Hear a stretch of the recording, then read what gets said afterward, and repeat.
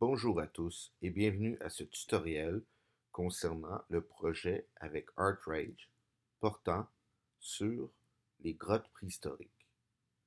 Le nom du projet, la grotte des cultures. Dans ce tutoriel, nous allons donc voir comment l'application ArtRage fonctionne et ça va vous permettre de voir les fonctionnalités de base qui vont vous permettre de réaliser le projet. Le projet en soi consiste à dessiner, à peindre, dans le fond, 5 représentations d'une culture moderne dans le style des grottes préhistoriques que nous avions à l'époque de la préhistoire. Donc, on parle ici du paléolithique. Un des exemples qu'on peut observer, c'est la grotte de Lascaux qui est située dans le sud de la France.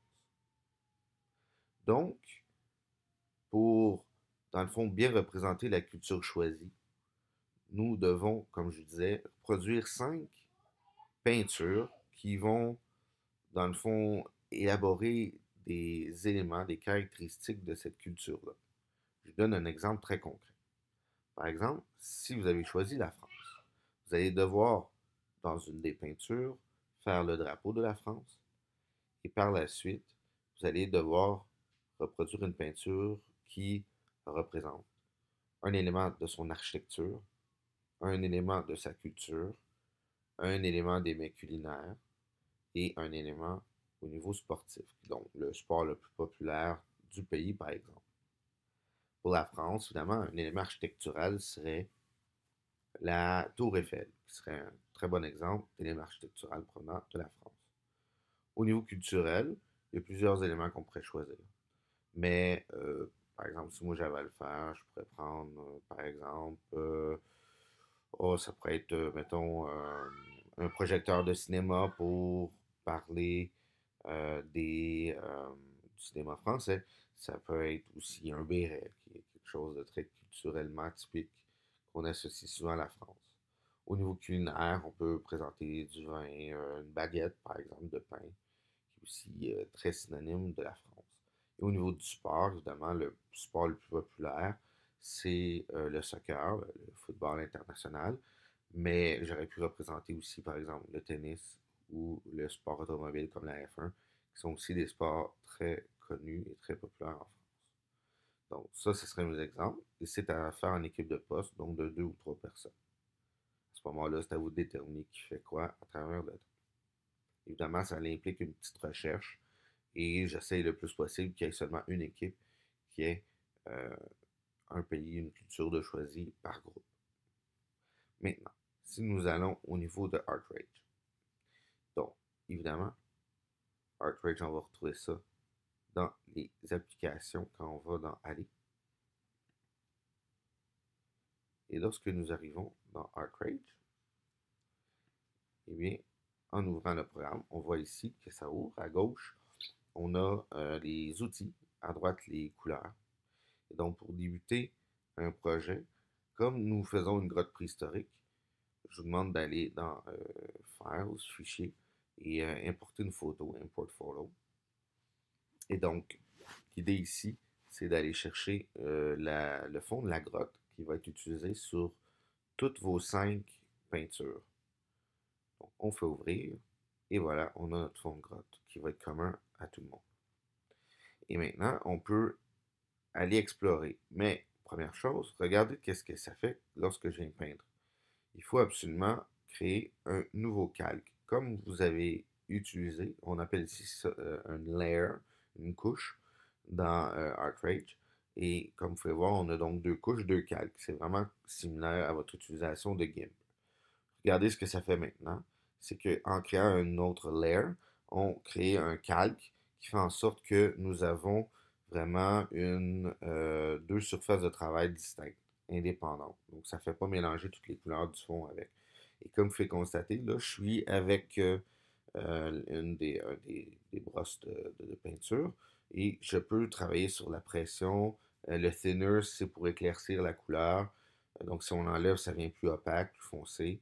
Et donc, on a plusieurs options au niveau des couleurs qu'on peut utiliser et au niveau des brosses, par exemple.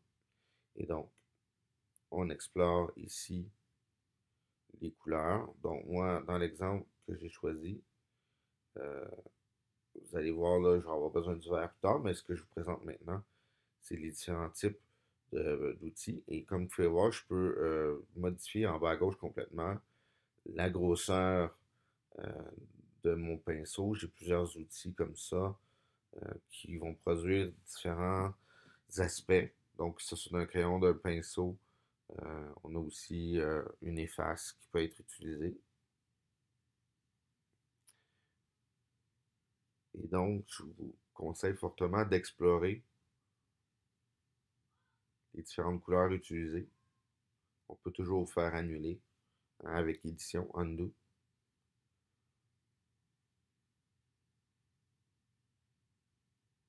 Et là, je vous amène vers les stencils. Les stencils, c'est des outils qu'on peut utiliser, que je vous invite grandement à utiliser. Donc, il y a beaucoup de choix. Euh, et ça va vous permettre d'éviter beaucoup de problématiques. Si vous avez certaines formes géométriques simples ou certains éléments plus complexes de votre travail qui doit être représenté, par exemple une étoile. Vous pouvez aller chercher un stencil d'une étoile. Pour l'instant, je vous présente ce qu'on a au niveau de base. Donc, je vous parlais ici d'utilisation d'un stencil. Et donc, je place le stencil où je le veux.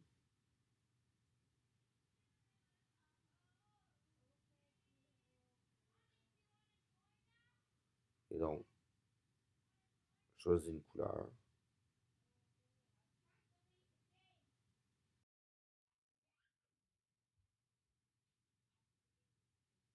Il y a des formes géométriques aussi qu'on peut utiliser. Je vous conseille fortement lorsque, par exemple, on fait des drapeaux. Il y a une règle qui est très, très, très utile.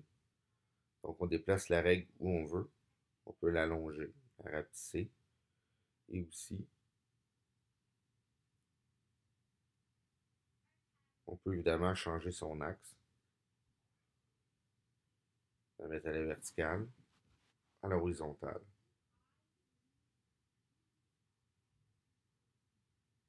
Ce que ça permet de faire, par exemple, c'est de faire ici une ligne. On enlève la règle en faisant le bouton de droite sur la souris. On peut faire ça. Donc on a vu que ça faisait une belle ligne droite. Il y a aussi les rectangles qui sont fort utiles. Surtout comme je vous disais, faire un drapeau, ça peut être quand même une tâche difficile sans stencil.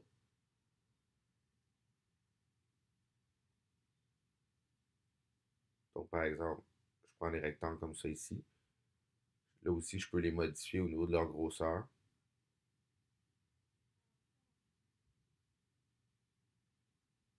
Évidemment, là aussi, je peux faire une modification au niveau de son axe. Et comme ça, je vais l'allonger.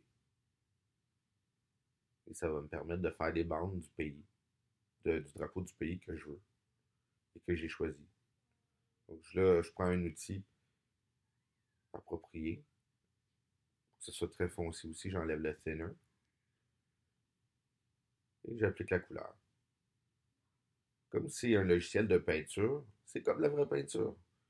Il faut parfois repasser, comme si on faisait la peinture sur un mur. Surtout ici que j'ai pris un rouleau.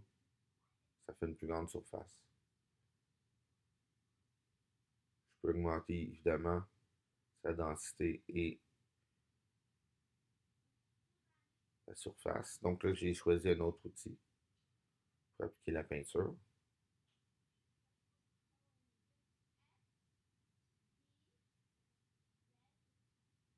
Je vous donne des exemples très concrets. Il y a plusieurs outils qu'on peut utiliser pour appliquer la couleur.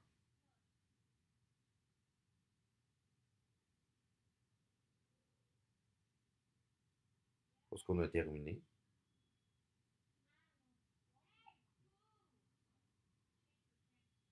on va ici sur la petite croix, un peu comme dans GIMP. Ça va être utilisé pour bouger mon stencil et passer à l'étape suivante. Je choisis ma couleur.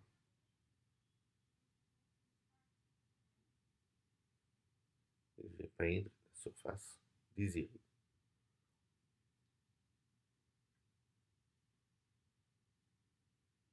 Par contre, là, ça s'est mélangé. Donc, ce qu'on peut faire pour éviter le mélange comme ça, c'est de créer un nouveau layer, un nouveau calque.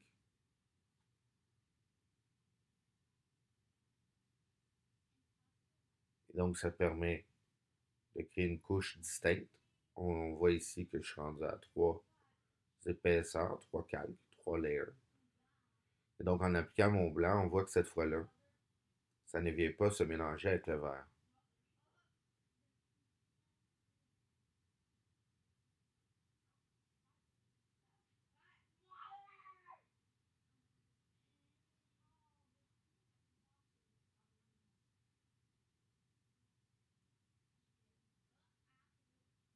Donc, je veux que ça soit plus dense, plus épais. Je fais les modifications nécessaires.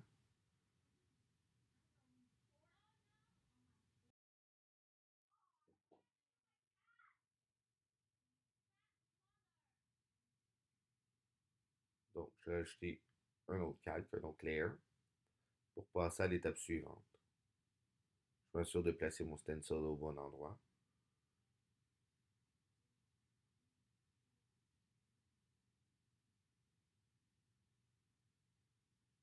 Je vais choisir la couleur désirée. Et comme les autres sections, j'applique la peinture.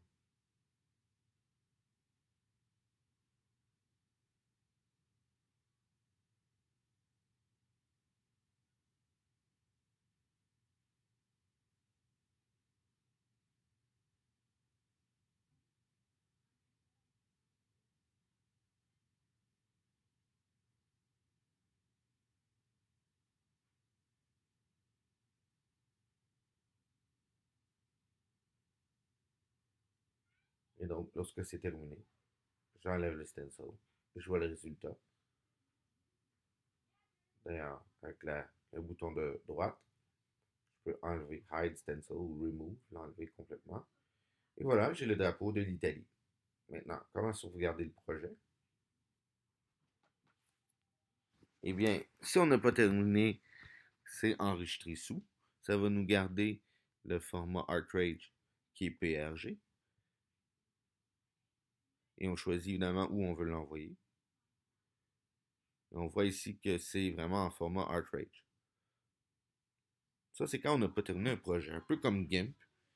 Sauf que si on a terminé, c'est comme GIMP aussi, on fait une exportation. Donc, on exporte le projet à ce moment-là. On voit ici que le format n'est pas du tout pareil. C'est en JPEG. Donc, ça, c'est la façon que vous allez me le remettre.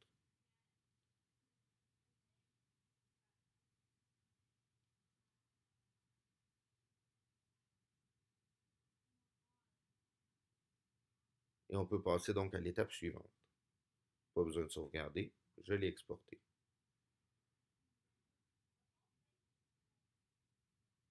Donc, quand on commence une nouvelle peinture, première étape toujours, c'est d'aller chercher la photo du fond.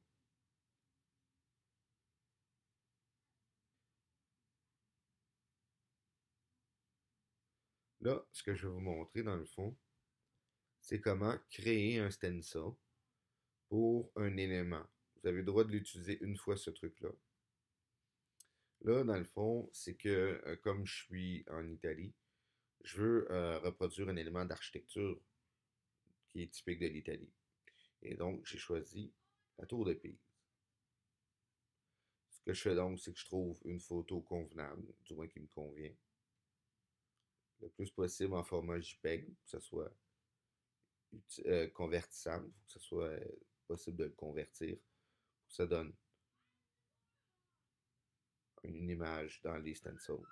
Et donc, on enregistre la photo dans le bureau avec le bouton de droite en cliquant sur la photo. Donc, on voit ici qu'on a réussi à l'enregistrer. Et donc, ce que je fais à ce moment-là, c'est que je vais dans les stencils et dans la section stencil, il y a Import Stencil. Donc, ça va utiliser la photo. OK. Évidemment, une bonne idée, c'est de créer un nouveau layer, un nouveau calque avant. pour oublier plus tard.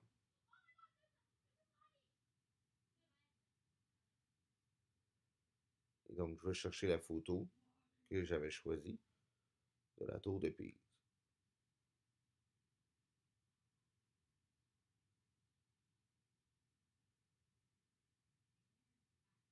Et donc, ça, ce que ça va faire, c'est que vous allez à la fin complètement et ça crée un stencil de la tour de Pise.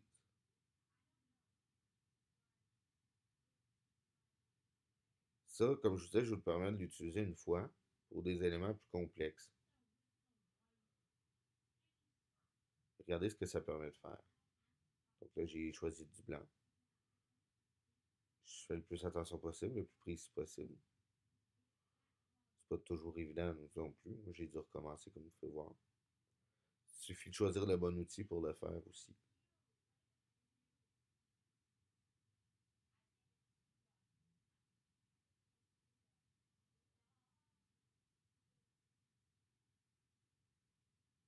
Donc là, l'idée, c'est de remplir le stencil avec une couleur ou, dépendamment comment le stencil sort, vous allez voir comment vous allez devoir travailler avec.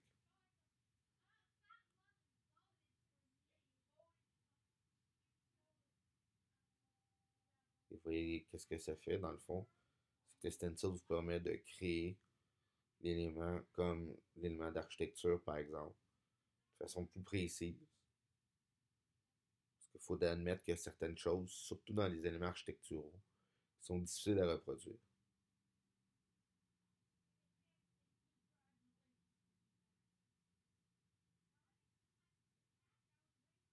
Donc, j'enlève le stencil. Voilà ce que ça donne.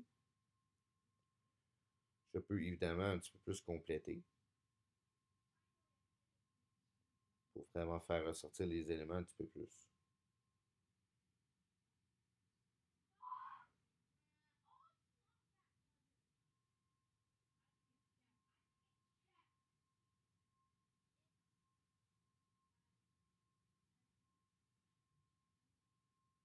Par exemple, ici, je viens faire avec le crayon, m'assurer de faire une petite ligne. Et l'idée ici, c'est de faire des contours pour faire ressortir davantage l'élément que vous allez produire. Comme vous pouvez voir, là, c'est un peu comme fade. Oui, on voit bien le blanc, mais sans contour, ce ne sera pas aussi efficace. Donc, on peut voir ici, juste en faisant le contour, ça fait ressortir en zoomant là, votre élément supplémentaire, votre architecture, par exemple. C'est ça que vous décidez de prendre pour l'utilisation de l'importation de stencil, comme je viens de faire. Donc voilà, ici, c'est pour vous montrer un exemple.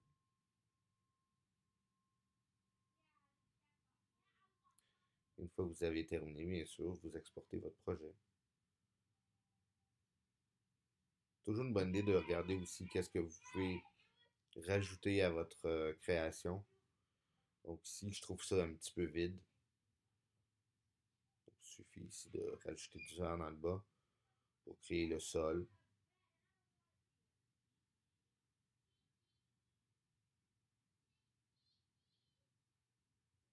Comme vous pouvez voir aussi, mes créations sont bien centrées dans le milieu de la peinture, sans toutefois exagérer le nombre d'éléments. Donc, il faut que je laisse un peu du fond de la paroi de grotte visible.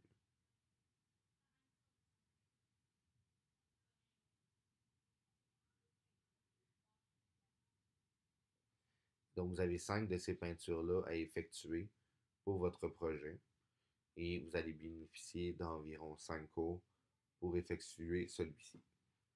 Évidemment, pour la remise, vous faites comme d'habitude. Donc, vous créez un nouveau dossier, vous mettez les éléments dedans. Assurez-vous que ce soit tous en JPEG. Vous donnez un titre approprié. Donc, ça peut être projet Grotte des Cultures avec votre nom. Vos noms, en fait, parce que vous allez être 2 ou 3 pour faire le projet. Et donc, lorsque le titre approprié est donné, eh bien, comme je vous disais, eh bien, on clique, on glisse, c'est-à-dire les projets à l'intérieur, et on met le tout dans Remettre, en multimédia. Donc ça, c'est une habitude qu'il faut prendre. Donc voilà. on glisse, on va dans multimédia. Dans votre cas, c'est secondaire 1. Et on glisse dans remettre. Voilà, comme ça. Sur ce, je vous souhaite un bon travail.